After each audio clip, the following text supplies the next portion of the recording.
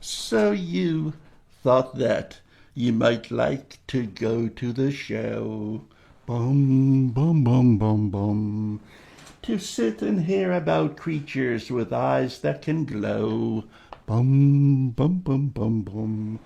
Come on, Sparky, get your ticket online. Hear the first speaker, don't fall behind. It's a thrill and a joy that can't be defined when Meldrum and Gimlin share a piece of their mind. My apologies to Pink Floyd and everybody who was born with a set of ears on their head. Step right up, it's conference time. Sasquatch didn't die. We got him out back in a freezer chest. I swear to the man in the sky. Come pay to hear Mr. Gimlin talk in his soft cowboy refrain. And if you need an indigenous slant, we also have Kathy Strain. Step right up, it's conference time. We have t-shirts and castings galore. Do you want a unique patty print? Will that be 5 toes, oops, or 4? Step right up, it's conference time. We got DVDs galore. They're privately made at a kitchen table, not available in any store.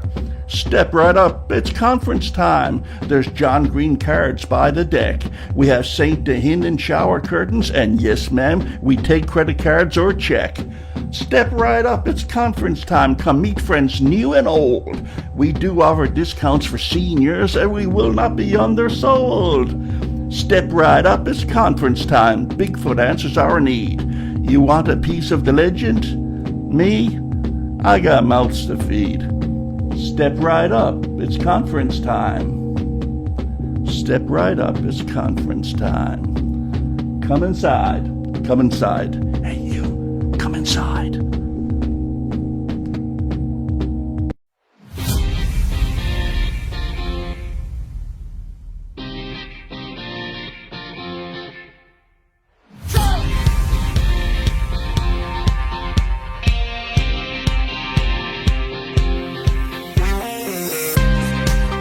This is West Coast Sasquatch Research.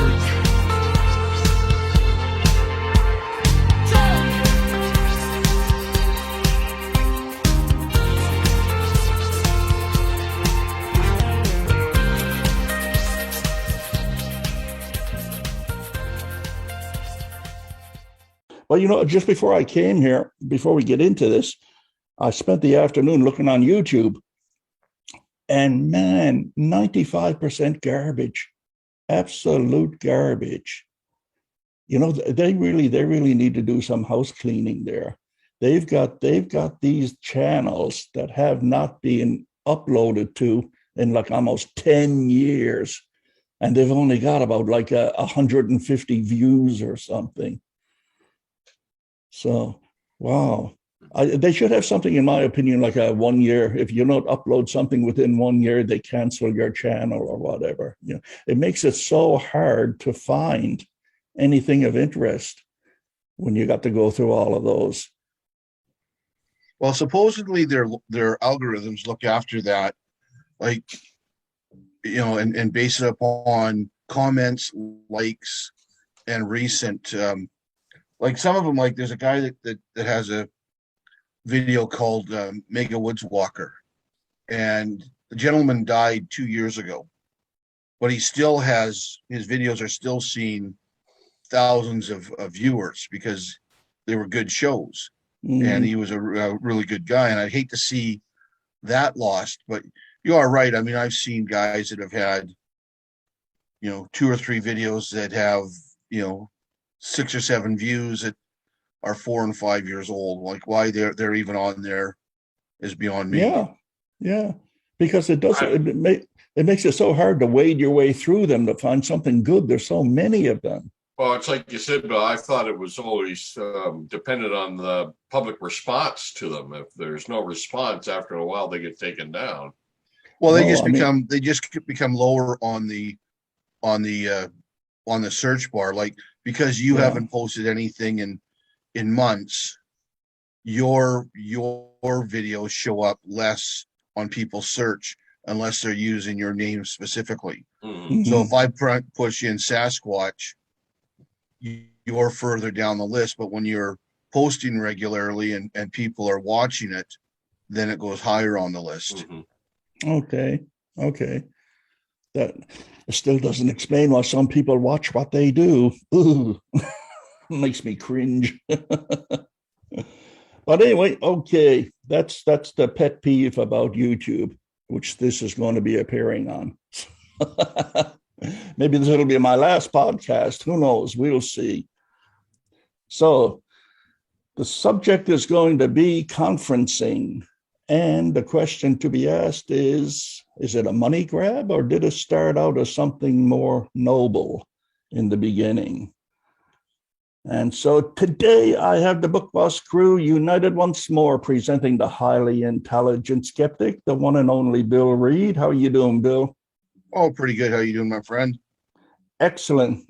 Now that we're together again, let the good times roll. Plus, the die-hard intrepid researcher, none other than Thomas Steenberg. How are you, Thomas? I'm doing fine, my friend. I'm doing fine. Excellent. And then there's myself, the insightful guy, also known as Mr. Big Mouth, because that's what I do best around here. I got my genius skeptic. I got my dauntless researcher, and I just flap my gums. That's all. Anyway, let's get on to it. Okay. Now, if I recall, I did a little bit of research, and I found out that the first convention was done in the early 60s, before Patterson Gimlin even appeared on the scene. Well, that's obvious because, look, this month, October, is going to be Willow Creek's 60th symposium. So they've been doing this since 1960 sometime, you know. What do you figure, Thomas? What's the difference between what they were doing in the 60s compared to what they're doing now? Well, what did you find out? As far as I knew, the first real serious conference was 1978 at the University of British Columbia. Well, then how come Willow Creek is celebrating its 60th year with their sort of talking about Sasquatch Days agenda?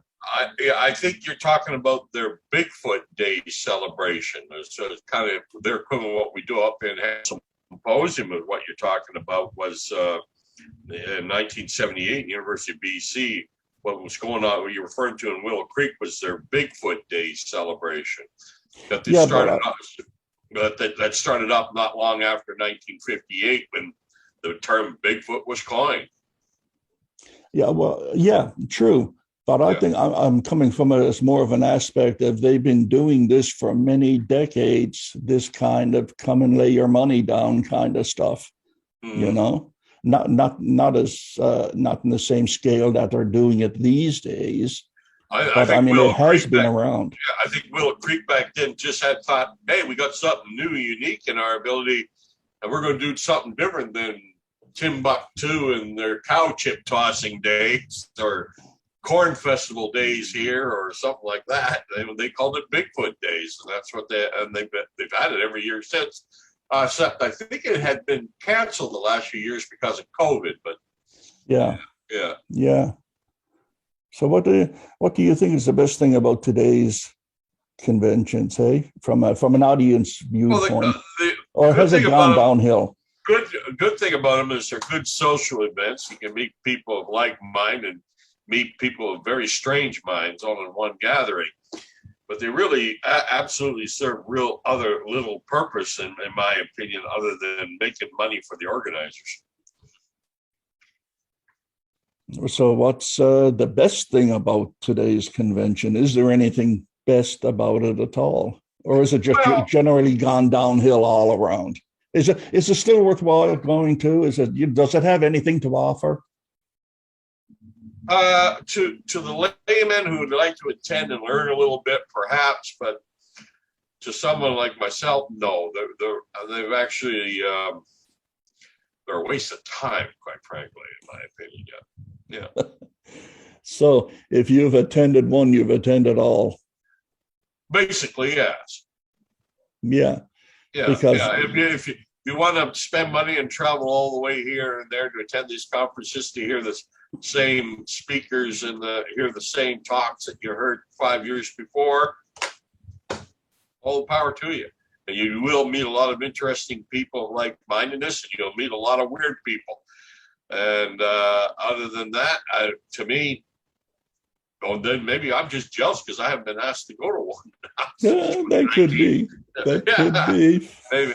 Yeah, I haven't been asked to go to one since 2019, but again, the border's closed. We don't usually have them. I don't think we've had one up here in Canada since the John Green tribute in 2011. And that was valuable just because of what it was and who we were honoring. But, to get together, we used to have them every year, 93, 94, 95. That's right. And yeah. I did enjoy them, and they get a little better because you had more speakers added and interesting people.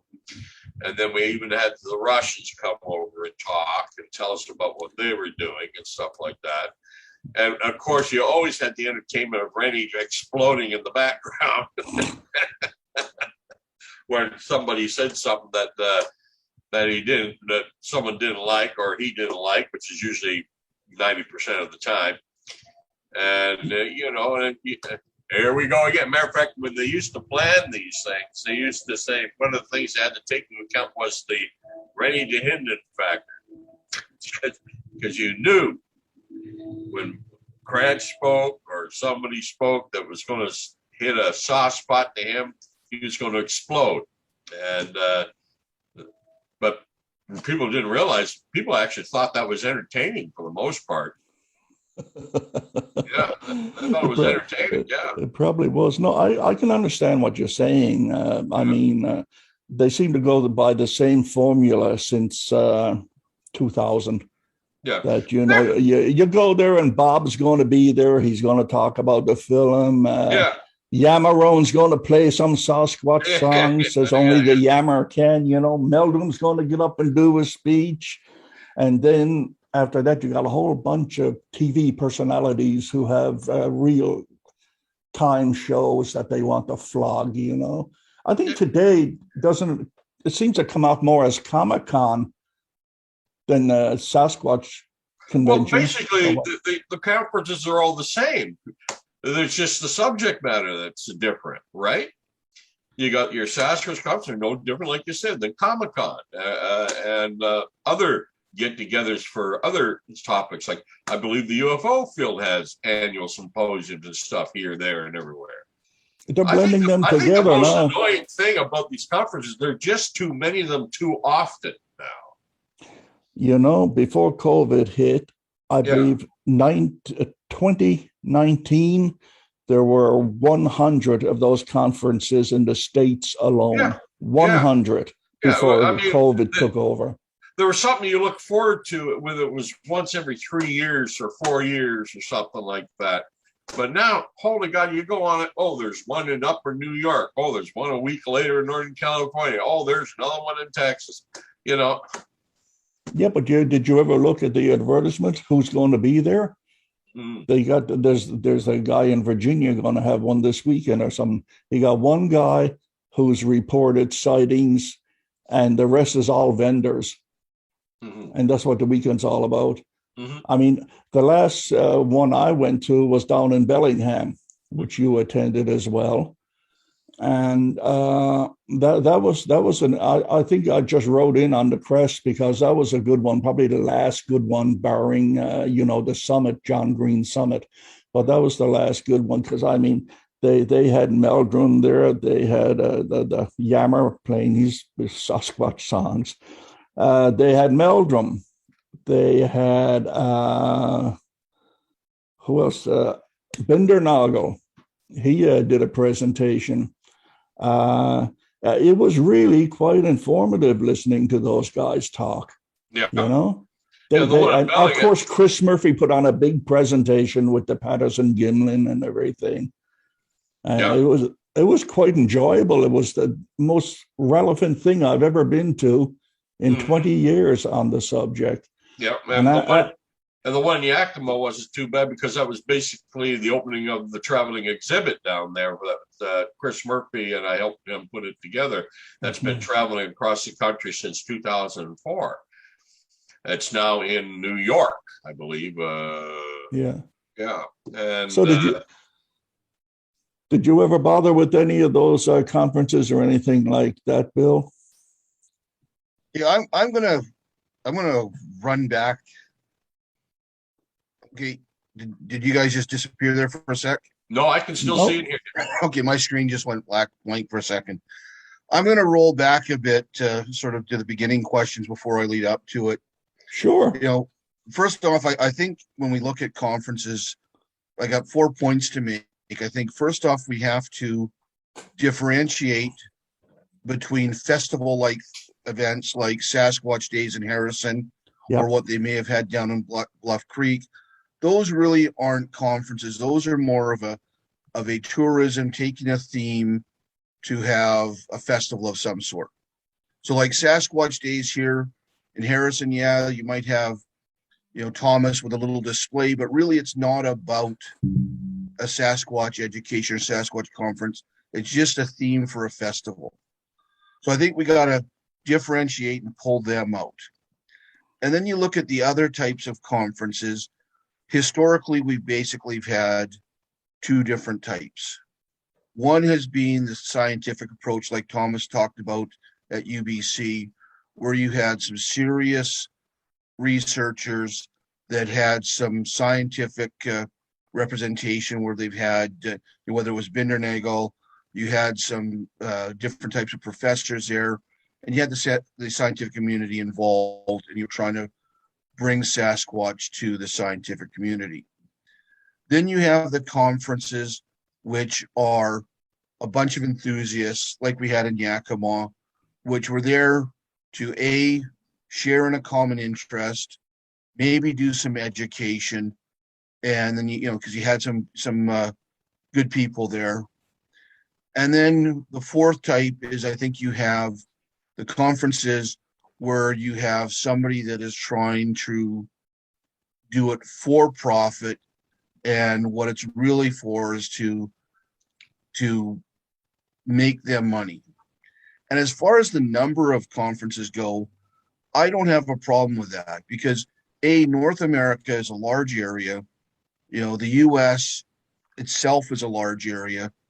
And who cares if they have a conference in Washington, another one in Oregon, and another one in New York? A lot of these conferences, they're regional, and there's people that are not going to go travel from Washington State to New York or Northern California. Now, there are presenters such as, as Bob and Jeff, that they'll go to all these conferences because, yeah, it's a profit center for them. But even if they're saying the same things, a lot of times they're reaching audiences that are a regional audience. I mean, Thomas, you've spoke at small gatherings and that for people that are interested in Sasquatch, but they're not going to spend the hundreds or thousands of dollars to fly or drive long distances. Yeah, good point. Good point. So, I mean, yeah. Really the numbers where I personally have a problem, and even that I don't have a huge problem, because at the end of the day, if somebody wants to make a profit on something, if they're being truthful on their motives, then who cares? You've spent 40 years researching Sasquatch, Thomas. You've chosen not to profit on it, and you've probably spent tens of thousands of dollars out of your own pocket to subsidize your research. If somebody else wants to say, I'm taking my research and I'm going to make a profit on it, and somebody else is willing to hand over the money to allow that, what's the issue? Yeah, good as point. long as you're being truthful. The ones that I get are the charlatans and the liars. Like, we attended one event that was full of charlatans and liars. I have a problem with that, because even on that conference, what they advertised was not what they delivered, and that's where the problem lies. If you're into the woo and you want to have a conference with the woo, and you're honest about it, we're bringing in these type of people, who are you or I to say you shouldn't do that? But if you're saying we're a scientific research-based conference, and then you get there and it's all about infrasound and mind speak and dimensional portals, well, then you've been sold a bill of goods. But this whole thing with, too many conferences, like myself, when you and I went to the Yakima conference, that's about as far as I would travel for a conference. And, I only have a limited number of holidays a year. I'm not going to take, 3 weeks holidays a year and go to 4 different conferences all over North America. No, I mean, you made excellent points, Bill. Excellent points, all in a row. But, it's just the entire tone of what conferences are like these days compared to the ones that the few that I went to. Now they're just mass marketing, hawking, the vendors are there just to hawk their wares and whatnot. You don't really have anybody of note speaking unless you can get your hands on Meldrum or Bob, and that's about it. But I don't know. Yeah, I guess it's a victimless crime. I consider it a crime, what they sell and what they charge for it. But I guess it's a victimless crime, yeah. It is not as bad as what you just mentioned about somebody who's going to be purporting that it's going to be about this. You got to listen to it. And then when you get there, you find out you've been sold a bill of goods, That's the content. That's not the sale of items and whatnot. Yeah, it's like when we were down, when Thomas and I were in the Yakima conference, which I found great because it was the first and only big conference I was at. I mean, there was a lady that was selling rocks that she claimed were thrown by Sasquatch. And, she had these rocks, and then with felt pen, she put on them, if she used the word Bigfoot, Bigfoot throwing rocks, and she was selling them for, I think it was $10 a piece. Well, okay. I think that's sort of, that's beyond the pale. She probably sold a few. Yeah, I mean, I actually broke out laughing when I saw it, but whatever. But I also think with the regional ones, you also have to remember that different regions will also have researchers of note that are regional researchers that maybe aren't well known. Like even Thomas, when you get onto Bigfoot forums, a lot of people in Eastern US haven't heard of Thomas. No. Where here he's a big deal. So on some of those regional ones, you may have some speakers that in that region are well known, well respected, and we may hear their names and go, who's that? So I mean, there's more to it. I mean, yeah, I think you are right that probably in the early days it wasn't profit driven. It was a lot of these conferences were to get like-minded people. Because the other thing is in the real world, when a lot of us talk about Sasquatch or Bigfoot, you get the laughed at or the the snide remarks. And I mean, a lot of people, like I don't give a rat's behind if somebody does that, but there are some other people that it does bother them. And a conference is a time where they can get with like-minded people and discuss openly about their sightings, and it helps them to also learn. Well, I'm sorry. Go ahead. But I think that there is a percentage now, and I think it's really come about with the Finding Bigfoot and everything else, where it's got so popularized. I do think you are right that there is a commercialization to it, and that some of the conferences now are pure profit driven, and they're bringing, the speakers are making a good speaker fee to be there.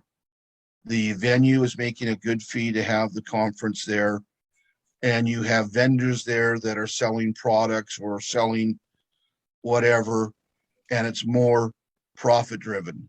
And I think that's a change for the worse. But, you know, again, if people have their eyes open going into it, I don't have a problem with it. I won't attend them because it's, Yeah. you know, but that's a personal decision. And I'm, you know, not going to make a decision for somebody else. Well, do you agree with that, Thomas? I mean, that one of the pitfalls, has it always been one of the pitfalls of conventions, all the places that you've spoken into, I mean, that you got paid for and that you didn't get paid for? I'm sure there were some that didn't even pay your expenses to go there and speak. No, they just asked me and I foolishly said, okay. I was happy if they bought dinner and paid for the motel. You know. Well, you were out one a couple of weeks ago, Thomas, where it cost you $400 or $500 in gas and everything to go to the conference, and you know you got a free meal and a $75 campsite paid for you. Yeah. Other than that, it was, you know, what, $500 out of your pocket. So yeah, but I went there because it was a chance to get back to Alberta and go back to old stomping grounds I haven't seen in 20 years. That's the big reason I went. Yeah. So you were making a vacation for yourself, and you were willing to lay out a few $100 to do it. I remember in Alberta when I was researching Alberta, I was the only one there, and now there's a lot of people there interested in this subject, and what a difference than it was when I was there, when there was nobody other than Vladimir to talk to about this. So what was it you went back to, Thomas? What was going on back there? It was a conference by the Alberta Sasquatch organization that put together in the Bighorn Dam area, which is probably Alberta's most commonly known area for sightings and reports and historical. Yeah. And, I want to ask both of you this, and that is, who would entice you to attend a conference these days? If you knew he or she was speaking, would you go out of your way to partake? Or is there anybody worth paying money to see anymore? Well, me. Your $5 is in the mail, Thomas, for tonight. Okay. Yeah. You get your standard guild to dispense. Yeah, I don't know. It all depends on who's there, what it seems to the driving motivation is for it, and whether or not how much it's going to cost to get there and get back. Well, yeah, I guess that all comes into play. What about you, Bill, as a skeptic? Is there anybody on the scene at the moment that you wouldn't mind sitting down and giving a listen to? Well, the problem is the sort of the big presenters, you know, whether it's Bill Munns, Meldrum. I mean, I've seen them before in person. And really and then with the internet, you're able to watch a lot of their presentations that they've done on conferences. And I don't see a lot of change in what they're saying. I mean, there's a few updates, but to me, if they were local and the costs weren't too high, yeah, I'd go and see them. But I haven't, and maybe this is part of the problem we have in the Sasquatch world, is there's been no major advances in 50 years. I mean, there's only so much to talk about. Exactly. And yeah, you know, Meldrum, 30 years ago, you know, started with his footprints and all that. But again, the science for that really hasn't changed. When you go to, you know, if you have a present, like if somebody like you know, Brian Sykes, but I mean, he's passed away now, so he wouldn't be doing it, except for in the real woo crowd, maybe. But, you know, if there was a world-class geneticist that was going to do a presentation on environmental DNA or something like that, I would go out of my way to see that. But to see the same presenters that I've seen before, basically talking about the same things that we've seen before, I wouldn't go for that. I might, you know, if I was to go to a conference that was fairly local, it'd be more to because of the various people I knew that were going there, and it would be an opportunity to reconnect with them and you know, have dinner with them, that sort of thing. Oh yeah, sure. We And all have friends in this, yes. So Thomas, how does it work with these conferences when it comes to flogging your books? Does the publisher get in touch with you and say, upcoming conference, if you go, we're going to send over 36 books for you to sell, or do you request that yourself, saying that I'm going to be there, give me some books? I could, and it's happened, but I don't. I personally, I don't want to sit behind a table and sell things, so I don't do that. I just let people who ask, I inform them of the book's existence and tell them where they can order it from. That's about it. But in the past, yeah, they've done that. As a matter of fact, I went to a conference in Alberta in 2018 when they republished the Alberta book, the Sasquatch in Alberta, and I got to take, because of restrictions, I can only take one box of books with me to the conference, and I did that, and they were supposed to airship another couple of boxes, but that got all messed up. So all I had was like 50 books to sell, and they went in the first 10 minutes. Because there were no more. So it's good for if you have things to give away and sell and stuff. Those of course events are good to do that. But me, I personally just don't like doing that. So I rarely did.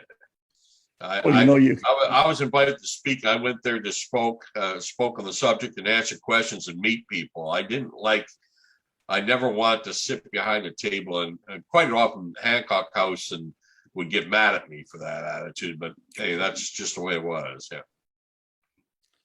Well, it takes something like that. Have an experience being on that end of things.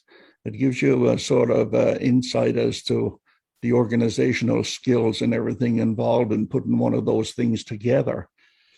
And I've had no experience at it, except with you, our little experience with the summit, carting things around belonging to Chris Murphy and what have you. You and I did a lot of the heavy lifting for that one. We did all the heavy lifting. And at the end of the summit, everybody right down to the janitor got thanked. We didn't. No. We spent almost a day carting stuff back and forth from Harrison to all over the lower mainland. We were the unspoken heroes in the background. Didn't get credit, but hey, we got it done. They also serve who have a pickup truck. Yeah, we learned that one. Have you ever had a nasty experience that you would care to share at one of these events, doing a presentation or what have you? Just confrontations with what you would call the woo.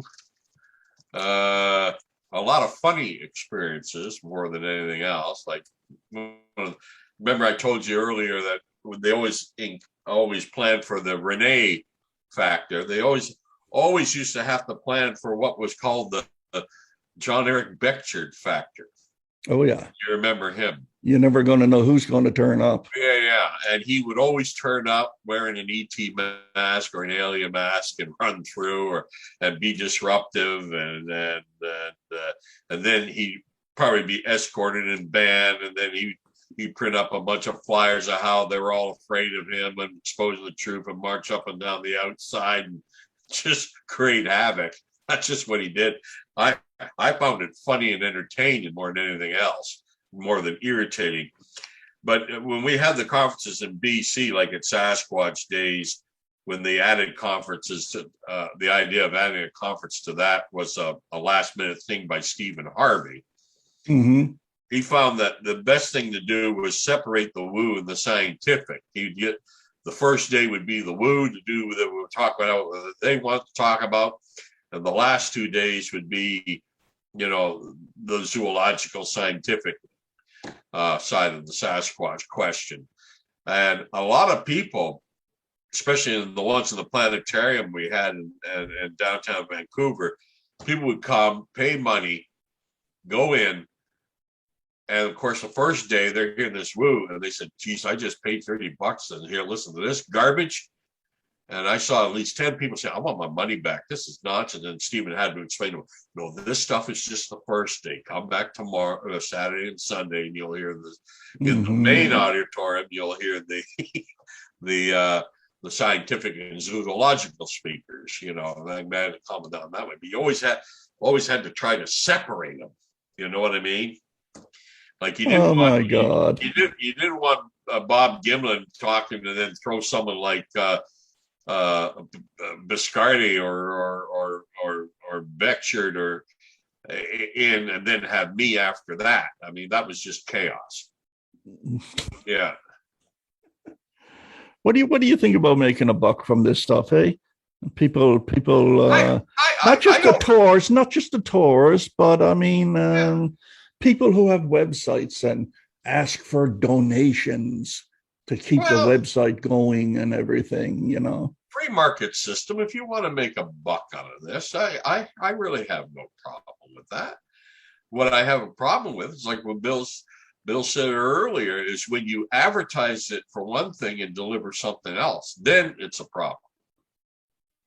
Or like our good friend, the bear guide, that is if he's not intentionally misleading people, then he's way out there. When you are using smear tactics and controversy to attack other people in order to gain viewership and monetary reward, I've got no use for that. I mean, and I'll be frank with you, Jerry. There's myself and another guy that I don't know if you've met. I think you've met JC, but we've been after Thomas for at least a decade to try to take his research and make some money on it. And it's simply for, Thomas has spent tens of thousands of dollars of his own money researching, and all the hours he spent. And Thomas is unique in the fact that and I think there's a few others out there, but he freely disseminates his knowledge to anybody willing to listen. And we've said and we have a joke with Thomas that we're going to make the Thomas Steenberg Memorial Museum when he's gone, because he's got so much information and so much stuff that we think is valuable. And he's chosen, and I'm not going to knock him for it. He's chosen to basically be a not-for-profit person and disseminate his knowledge freely. And I respect that, but I also can see where somebody that says, I've spent tens of thousands of dollars over the years researching, I want to make some money back off of it. I mean, okay, dear listener, that about wraps it up for now. My name is Jerry Matthews. You can reach me at yellowcoyote@talus.net. Thank you for your interest, and until the next time, keep searching.